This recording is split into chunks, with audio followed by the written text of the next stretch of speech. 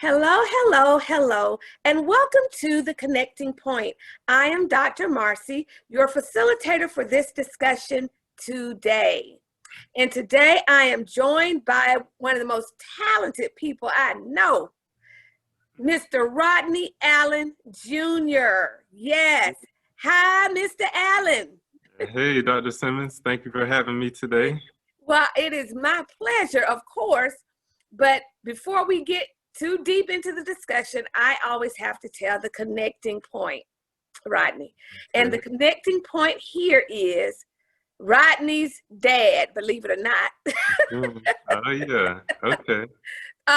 But your father, I just finished telling him before we popped on, it's one of my favorite people because he has retired as a band director, but just one of the best. He continued to work with me in the school system after school in a program of which Rodney he's a part of that too, the Gift of Music Foundation. But that is our connection. We also have some others, but I won't go too deep. You're Phi Mu Alpha, so you brotherhood. Oh, yeah. Your brotherhood is connected with my sisterhood. So there are many connections here. Anyway, Rodney, let's get into the discussion. Okay. First of all, can you tell the audience where you grew up and where you're residing now? Well, I grew up in Augusta, Georgia. I'm living now here in Atlanta, Georgia. Been here since high school, since I graduated from high school, so since 2010. So I've been here about 11 years here in Atlanta. And yeah, Atlanta's like a second home to me. Yeah. Like most of my dad's side of the family lives here. So I'm familiar with the area. So I'm just making starting my career off here in Atlanta. Now, what high school did you attend? I went to Butler High School. Butler? In Augusta, Georgia. I have family in Augusta as well. Oh, okay. I sure do. I have family there. But Augusta's a small town. Yeah. So I think your journey to Atlanta will, broaden your horizons. Yeah, it does. Yeah. I'm sure it does. Now, I want to talk a little bit about how you even got started. You are one of, I've been listening to you and your ability to improvise and jazz music. And, I've seen you during instruction, but your skill on that alto, you play alto sax, don't you? Yeah, mostly alto sax. Well, we might have to explain that to the audience. Some people just say sax. They don't know the difference between the instruments. But how did you end up doing that? I was in 10th grade. I just finished 9th grade, and I just decided that I wanted to pursue music. And I just wasn't, well, I was into jazz music. Like jazz music, yeah, I like just being able to create your own sound, the freedom of jazz. So I didn't know really where to start. So I just knew saxophone was a popular jazz instrument. So I just went and tried it out in the band. So I joined the band on saxophone and just started learning from there. And I just stuck with it. And you know what? I imagine your interest in music didn't just drop out of nowhere. Nah. I think you might have had some yeah. influences in the family, did you not? Yeah, my dad, he was always present. I've always seen him performing and teaching. So I just thought, I said, oh, my dad, he's doing it real good. And his career has been real good as a musician. I feel like I could do just as good. So I said, let me try it out and stick to it. Do you have any more family members who are in music? My uncle, my dad's brother, he was a trumpet player. He played trumpet in Morris Brown's band. Listen, since you mentioned, I might as well go on with it. Morris Brown, we had the best in the land. Oh yeah, he was the section leader. I forget what year, Might be around your same time. I'm not sure, but What is your uncle's name? James Hollyfield. What year did he? I'm not sure what year he finished or what, but uh, I was young, probably 90s. Okay, well, listen, I graduated Yeah. in 94. Okay, So we're gonna have to see about that connection. That might be another one. might be another connection. Now, was your dad a part of the drum line at Morris Brown? Yeah, he was I in the believe so. drum line, Yeah, yeah. See? and he always talked about being on the snare drum, Yeah. and talking about his band, Macabrain. I think they were Mm-hmm. based out of Morris Brown too. So And from Rodney. do you travel to the different venues with him? Because I know he's still operating in a jazz band, isn't he? Yeah, he Yeah. plays with the PhD jazz Yeah. band. With Yeah. I know the sax player is Gerald, and the guitarist is Tavius. So they're pretty consistent Yes. together. And your daddy was before me at Morris Brown, so he's still doing it. That's when music is inborn. It's in you.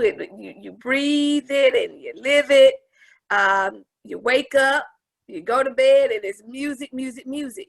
Now, did you know once you picked up that instrument that was it for sure? That particular instrument. Yeah, I was because I learned it so quick. I picked it up and I was kind of got myself started, and I was just joined the band, and then my band director Regina Thomas, Mm-hmm. she got me started, and she's actually knows my dad. She was in his band at Laney High School, and so yeah, she got me started, and then I was like, yeah, I'm picking up to this pretty quick. So I got more involved. They had something called All County Band in Augusta, Georgia for the high school students. And she got me ready to audition for that. And then I met another band director, Miss Per Year, and she auditioned me, and she kind of really gave me just some inspiration. She was just telling me with such short amount of practice time and being on the saxophone, she said I've came a long way. And she's actually a good jazz saxophonist herself. I've seen her perform, and she kind of really inspired me, just like hearing her sound on the saxophone. And then she was kind of like my mentor. She gave me a few lessons and invited me on some gigs. I performed at the Bell Auditorium. What was it? The Bell Auditorium. I think it's called. Is it the James Brown Arena now? Yeah, it is. Yeah. Yeah. Yeah. It was a big show. She was the Glen Hills High School band director, and she invited me onto their gig. And it was just some of her students and some of her alumni students performing, and she invited me to come play. So I had like my first official jazz solo with them. And it was a cool experience, and it just kept me going through college. And that's what's amazing. You remind me a lot of my son because he started that music thing so young, and it's like that's who he is. That's a part of his fabric. Yeah, before I came to saxophone, I took piano lessons, so I had a good foundation on theory and scales and everything like that. So just having to apply it on saxophone. Now, do you have any? I know you can play keyboards, but do you play any other instruments besides the jazz saxophone? Yeah. I mean, the alto sax. Yes, alto sax. When I got to college, my professors, they were advising me to play double on the other woodwinds, like flute and clarinet, like a lot of big band gigs and musicals. They required a saxophonist to double on those. So I've got some experience on flute and clarinet, and have some drum experience, have some piano experience. So you just an all-around music junkie. Yeah, I'm pretty much good on the instrumental. Yeah. Now, what college did you attend? I went to Clayton State for my undergraduate degree, did music education. And I went straight to my master's at Georgia State University, did the jazz studies program there. Okay. So Yeah. I don't know why I was thinking you were HBCU, but you know, you carry yourself like you won. Oh yeah, I had a light semester one year at Clayton, and then I ended up pledging Phi Mi Alpha at Morehouse. Because Okay, Clayton State okay, didn't have a chapter, so I was allowed to go to a different school okay, instead. okay. So yeah, I have some. Yeah, I was saying that's a good way for me to get tied into the HBCU life HBCU, too. yeah, yeah, yeah. And you know, I'm a legacy. My dad pledged Phi Mi Alpha at Morehouse. Yes, you know, So I said, your oh, this is a daddy, good opportunity for me to get my name out there too as a legacy. your daddy, he's one that if he texts me or he says it, he said queen, he called me a queen. He's still talking about because I was Phi Mi Alpha's queen. Oh, I okay. think it was my sophomore or junior year, I can't remember. But he's the one that's always saying he calls me queen. Mm-hmm. But Yeah. Phi Mu Alpha is a wonderful organization. If anybody's in college and in music, that's a wonderful organization to be in. You know, their goal is to make sure that music stays Mm-hmm. in the Yeah. community out there in the world. So hey, amongst other things, but Mm-hmm. it's a strong brotherhood. Hmm. Yeah. I do know that. Mm-hmm. Yeah. But guess what? I know that you have been a part of many nonprofit organizations and projects, such as, like I mentioned earlier, the Gift of Music Foundation. Mm. That's where I really met you. You know, your dad Yeah. used to talk about you, but when you came to one of my schools, I was just adamant about getting a band program in my schools because that was the year that Atlanta Public Schools had kind of did away with some of the band programs in the school. So it was very important to me to make sure that band was in the schools where I taught. And the Gift of Music Foundation was one of the organizations that agreed to come in and service the children after school, of which you were one of the instructors. Yeah. How was that experience for you? Oh, it's going good. I've been there for about how long have I been teaching there? About 3 or 4 years. Mhm. And there is good for the community. The purpose is to bring instrumental music back into APS schools because recently it's been taking out a lot of budget cuts and Yeah. stuff. So it's a good opportunity for the young students to get a good foundational start on their instruments, and they'll carry them through, all the way up to college and beyond. So that's a good organization, the Gift of Music Foundation. Mm-hmm. The founder is Chris Monroe. He's been a good mentor Mm-hmm. for me.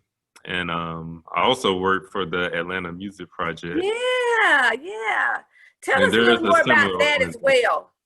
Yeah, that's a similar organization. I've Mm-hmm. been with them a little longer since about 2014.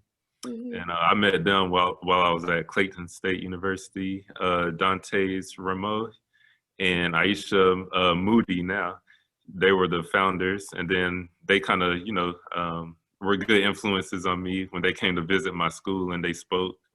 And then they saw the potential in me as a good teacher. And I was a student back then, so they brought me in to work with the organization. And I'm still with them. COVID has pushed everything online. Yeah, So yeah. I'm teaching for the Gift of Music Foundation and Atlanta Music Project online right now. So, Yeah, you know, that's been a discussion actually I had with your dad recently about what are we gonna do with this band program, given that we had COVID, you know, and how can we bring this back? So those are some things that we're looking at because band to me is a vital component of a music program, period.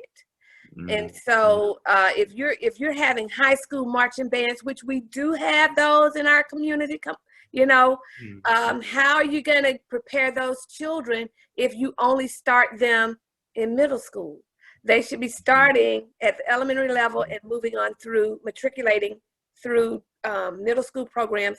So by the time they get to high school, the teacher is mainly, you know, teaching them more of not technique, but dynamics and those type of things rather than theory. And I mean, you know, they should get that before they get to high school. Yeah, it's a setback if they don't have a good foundation. So it's not, they, you know, it's not like it's not important. It's important to have the elementary just to make sure the whole foundation up to high school is, you know, successful. So as long as I'm in one of those schools, I'm gonna work to keep it there. That's just I just think children should have opportunities to explore all types of instruments. So I appreciate you. I walked in on a few of your classes. I could hear you in the hallway teaching, and you're a great teacher. You know, you're not your dad, but you got good stock. That's what the old folks say. Come from good stock. Oh yeah, I get you. I hear it in you, and I've seen the performances when we get ready to perform as a whole, and you've done a wonderful job, and I hope that you continue that with us. Now, we talked about those organizations that you have assisted and been a part of, but you also have your own organizations. Let's talk about that a little bit. Oh yeah, I've been looking into different opportunities, and right now I'm in the process of just seeing what's the best way to expand my work. So I'm currently do a lot of freelance work right now. So I'm looking into all the business sectors and what I could do, nonprofit sectors, seeing what's, you know, the best way to, you know, expand what I do pretty much. So it's different opportunities around here in Atlanta. So yes, just get out, kind of promoting myself right now and just putting myself out there. Now, what's the name of your nonprofit that you have? Nonprofit, it is what is it? JAM ATL, Jazz Advocacy Movement. So it's a I'm using it as a way to promote jazz music into underserved communities. So yeah, I feel like that's important for like students who don't have, you know, the resources to access to the resources to have that education. Right. So yeah, just giving them a fair advantage, basically. And you know, music. I'm so glad that you're doing jazz, because one of my favorite things about jazz is the improvisation. And you never know, you have to kind of feel where the music's going. You can't, and you know, you can't just see it on paper. You got to feel it. And I think if our kids are more introduced more to that type of instruction where they have to feel it, then the other part is a little easier teaching. And that's my strategy as well. I focus mainly on when I first get them at the beginning of the school year, we're gonna put this in our bodies first. We're gonna feel this. And from that hooks them in. Then they want to know, okay, I feel it now. So how can I expound on the feeling that I'm having and put that in that instrument? And so when I tell you jazz, I love it. And that's your focal point too, right? Improvisation. Yeah, improvisation and jazz music. So let's talk a little bit about something else. I saw you did something with Low Craft Country. Am I correct? If you've seen that show? Oh yeah. Yeah, that was a good show on HBO. Yeah, I watched it. Yeah. Oh, okay. So Mr. Allen he was featured in one of those shows, and then I saw you serenade Ludacris. I said, now wait a minute. Ludacris and his wife. So Oh yeah, see you are so much like my son. Oh my God. If you don't mind me asking, how old are you, Rodney? I am 29 right now, so I'm holding on to my 20s. I'll be 30 It's soon like in you November. all just do stuff and like, oh well, it's there, I did it and I'm moving on, which is a good quality to have. You're humble. And Yeah. that is an excellent quality to have. Not getting Mm-hmm. big-headed because your gift was given to you. Mm-hmm. Now, how soon did you feel like you, before I ask you how soon, do you feel like you're operating in your purpose? Yes, I am. Yep. How do you know? I mean, I feel like just how like it's just interesting me, like, because of course it's a career, like you have to get compensated for your work, but I feel like it doesn't feel like work. So I'm doing what God has put me here to do, and I enjoy music, and I enjoy reach reaching other people through music um, and influencing people to through teaching and everything. Uh, yeah, So you, that's it's just a really, big topic. I could go on different you just ways, know, don't you? but yeah, I just know. You just know. And since you say you enjoy that, I know you had that saxophone close by. Yeah, yeah, I get it Can you ready. do some little improvisation for us so that Okay, so the audience can hear the yeah, skill that you have? It's a skill, but it's a talent. I mean, it's just yeah. you're one of the best now.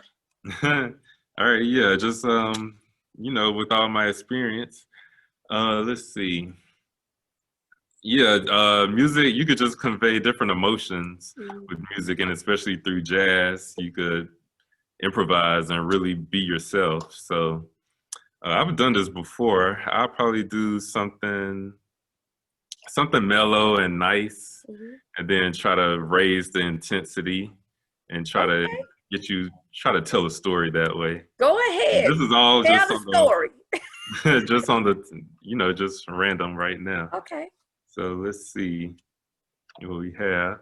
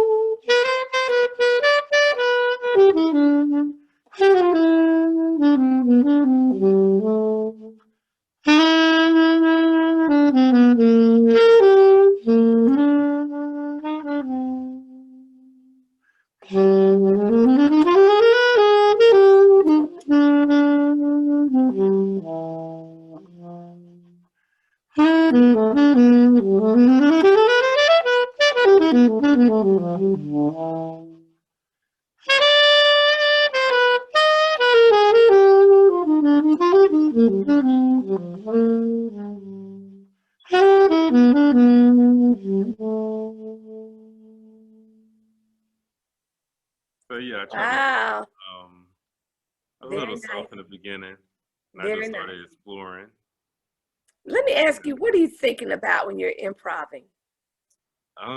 It's really just different things, really. I try not to be too technical and think about notes and Hmm. everything, but it is a part of that. I'm thinking notes and scales and chords. And then Hmm. I'm just trying to go based on emotions, try to tell a story and make everything make sense through dynamics. So if you could break it down, for someone who is a neophyte to music language, and improvisation, if you could break it down in the simplest terms, how would you describe it? Um, Improvisation is about expression, really, freedom of expression. Freedom of expression. So when you're by yourself, it's really freedom. And then when you're with a group, you got to go with everybody else. It's more of a conversation. I So, see. I love it. That's why I love improvisation, because especially when you see it in a group, because it's like it's a connection that you really can't explain. And the artists, they're up there, like you said, having a musical conversation that we get to listen in on. And the way that we listen to it is an individual experience. Yeah. So what I take from it might be different from my neighbor and what they take from it. That is what's so amazing about improvisation. And improvisation is not just music. Yeah. It's in all areas of creativity. When you're able to express yourself with freedom, you improv. I improv in my kitchen. You know, and I don't want to go, I don't do that recipe stuff too good. Yeah. I don't do that too good. So I'm improvising in the kitchen. Yeah. Yeah. I'm just going off of what what I know tastes like what, and I throw it in the pot.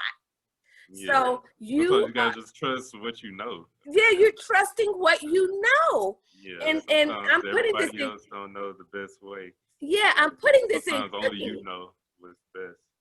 Yeah, I'm putting this in cooking terms to make it easy for people to understand.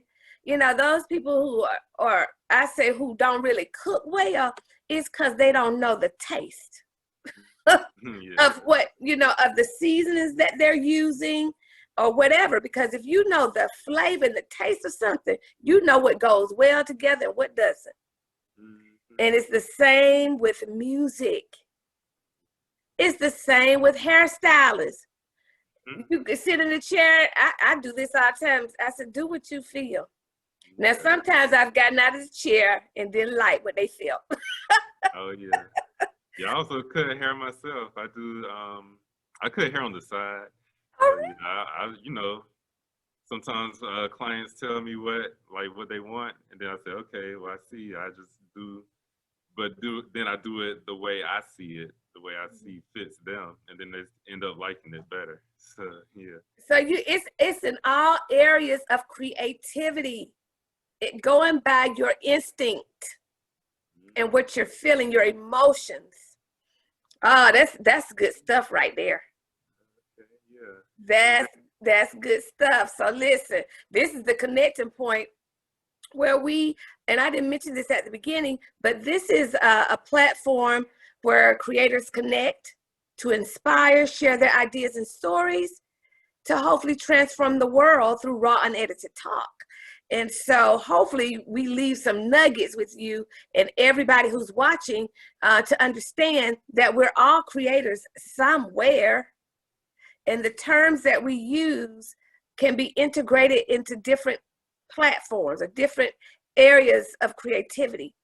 We just happen to be talking about jazz today. So, you know, that's amazing. That's amazing, I tell you. Now, Rodney, can you give the audience one nugget that you would want to leave with them about being creative and using their expression through their craft or whatever it is, through their creativity? Yeah, it's similar to the last key point we were on, trusting in yourself and your intuition and your connection with God and the Spirit. Because if you're ever confused in life, just take some time away from everybody, because not everybody has your best intentions or know what's best for yourself. So sometimes you gotta isolate yourself and just reflect on your own life, talk to God, pray to God and everything. Yeah. And then just seek answers through God, and He'll send you different hints through life, which will help you figure out the best path. Absolutely. Absolutely. I totally agree. And to piggyback off what you said, you get it from God. He will tell you. He will direct your path. Seek Him first, you know, and even in your creativity, seek Him. You will be amazed at what comes out of you when you seek Him first. So That's a good nugget to leave. Thank you so much, Rodney. Yeah, you're welcome. Now, Rodney, if someone wanted to contact you regarding your nonprofit or music gigs or whatever, how can they reach you? Okay, most of my promotion and engagement is on Instagram right now.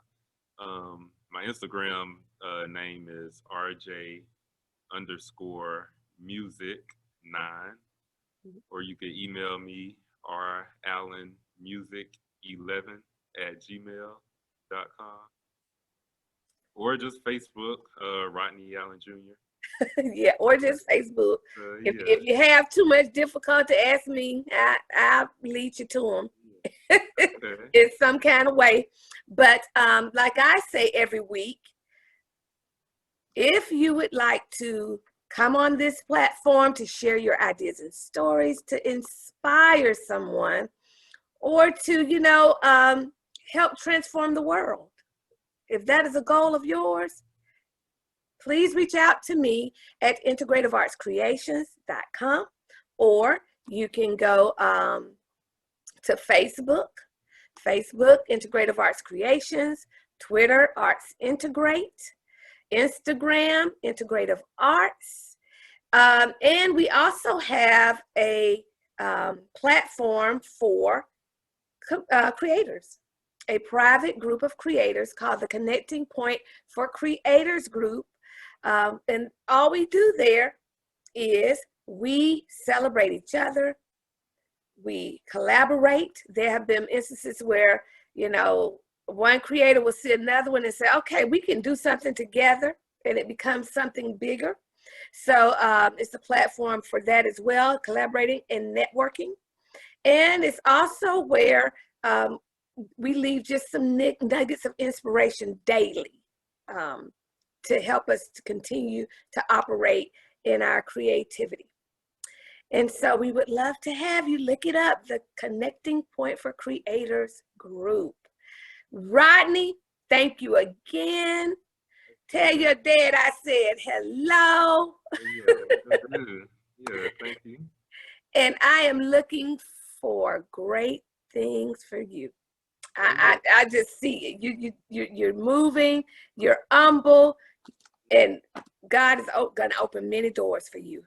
I see it. He already has, but yeah, I see it. I appreciate it. Thanks again for having me on, Dr. Simmons. My pleasure, my pleasure. I love it. I love it. I love what you're doing. And if I can help in any way, don't hesitate to let me know. Okay. I'll definitely be in contact with you this summer. Oh, yeah. Yeah, please do. Yes, sir. All right, audience. Until we meet again, peace and blessings. Bye-bye.